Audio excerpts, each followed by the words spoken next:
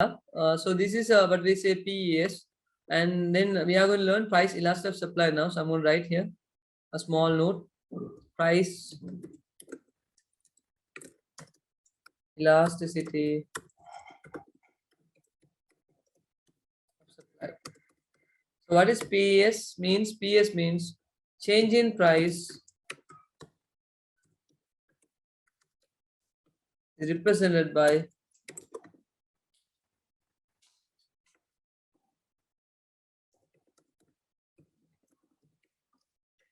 change in demand, change in supply. So I'll take the formula, same formula which we learned, percentage change in quantity supply divided by percentage change in. Okay, so we move on to the next part then. Percentage change in quantity supply is done, price. So we have, you might know this, but still it's my duty to finish this part. Original P divided by original price. So we move on next part then. So I'm going to draw 5 PES now. Let me start with the first one, elastic supply. Okay, so I'm going to make it simple. We'll draw this. Elastic supply. So I will draw in this way. Okay, so I'll change this color. Maybe I'll draw in this way. Easy to understand. This is elastic supply which I have taken. So you can already see it. I'm making it as an increasing chart. You can see the more small change in price increment, the entire income is increasing. In inelastic demand, we learned that it's a completely different sector, where we said that if in PED, we learned that when there's a change in elastic demand, if we increase the price, our demand will decrease in a huge quantity. But here it's completely different. When you change a small price change, you are getting. So you can write here a good note for this. The change in the same meaning you will get in quantity supply is higher than change in price. But you can say when I speak about total revenue, so you can write 5 into 100, 6 into 200. We have 7 into 300. You can see the income these companies can earn by just changing 1 rupees price. There's 500, then we have 1200, and then we have 7 into 3, 2100. So we can see that if you need to increase the amount of profits, you need to increase the level of prices in an elastic supply. But in elastic demand, you can't do that. If you increase a small slight price increase, your demand will fall in a larger quantity. So I can write here, when there's a slight increase in supply. Okay, when there's a slight increase in supply, increase in price, the quantity supply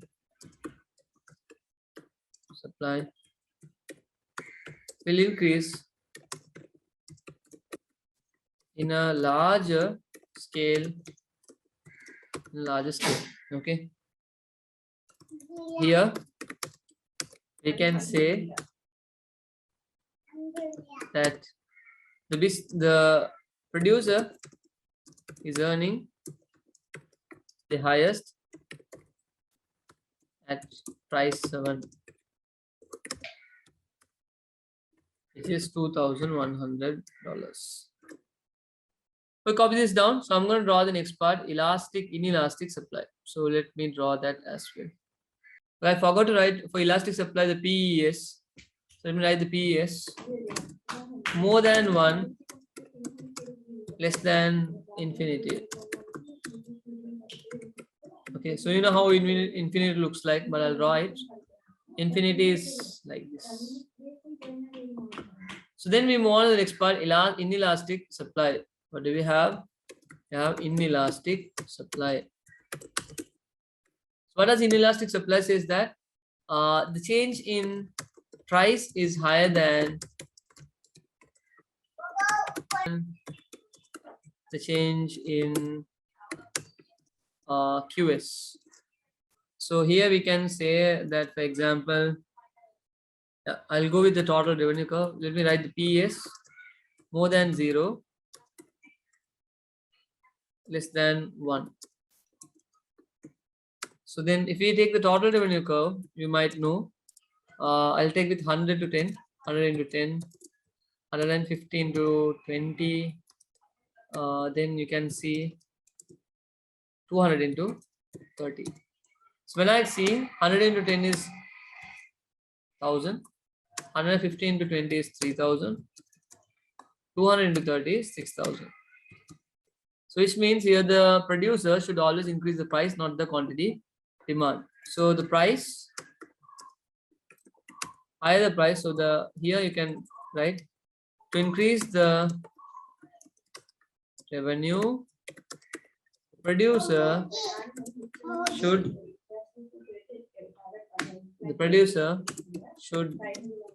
increase, to increase the revenue, the producer should increase the price.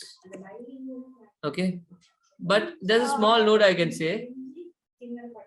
It's always a note. Okay, I'm going to write a note. Okay, it's always better to increase the QS under elastic supply. It is always better to increase the QS and elastic supply to make higher profits rather than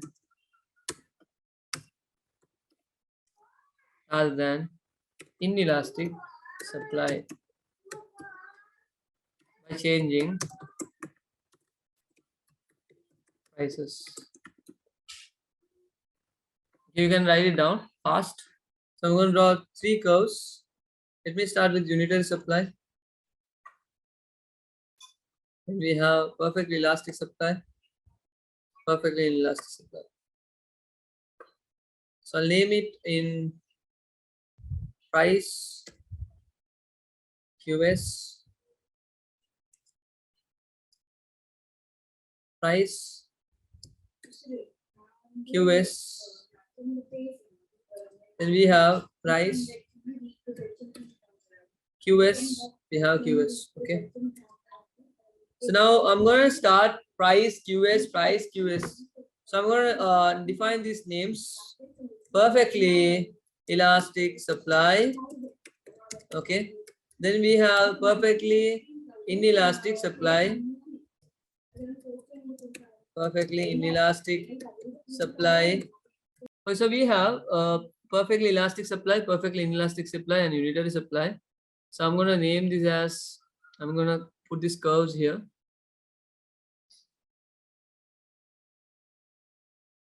Two lines. Okay, so I'll write 1 line, 2 line, 3 line. Here 1 line, 2, and the 3rd one. Then we have this one. We don't want to say anything because the change is going to be the same. So I take the change in P and the change in QS is going to be the same thing. And so I'll take in same ways to make it the same similar changes. So we have here. Okay. So we have the next part. We have perfectly elastic supply. You can see here. I'm going to write the number of supply here, maybe 100, 200, and then we have 300. Okay. So then we have here price 10, maybe 6, 4. I'll take it as 30, 20, 10. So we have the unitary supply. I'll write here 5, 10.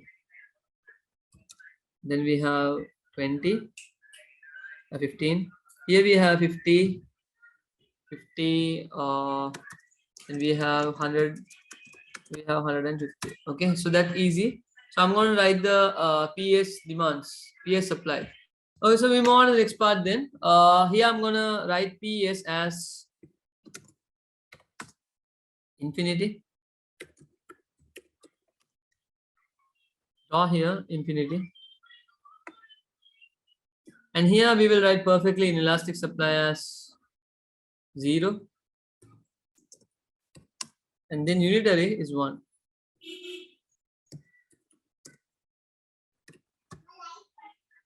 Okay. Now 10 into 100. Okay. 10 into 100. Then we have 10 into 200, 10 into 300. So you know these figures. 10 into 100 will give you 1000.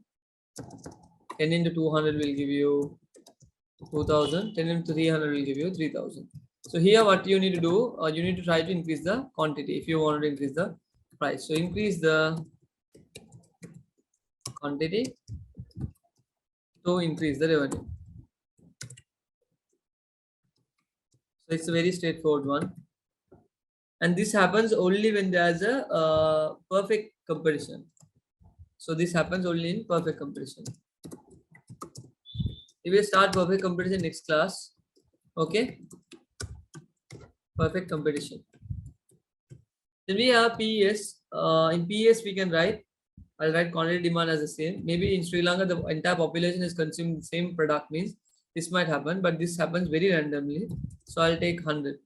Here we can take 100 into 10, 100 into 20, then 100 into 30. So you can see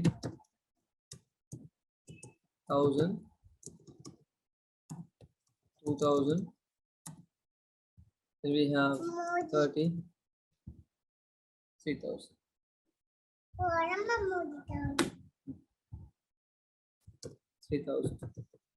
So here if you wanted to increase the revenue can be increased along with the increase in price. So here you can say there's nothing to change here. This happens most of the time if only one seller is controlling the entire market.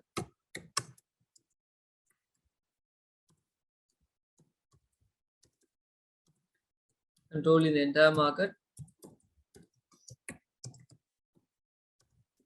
This will happen. Okay. Okay, then we move on next part, unitary supply. Here you can see the change in price is similar to change in quantity supply. So then we have change in price is similar to change in QS.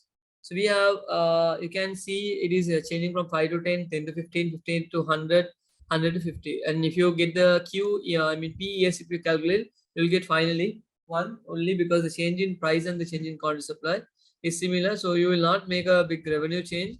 It is always going to be the similar amount of aspect. So though the revenue changes increase, it increase with the number of quantity, the same number of quantity. So the profit won't increase.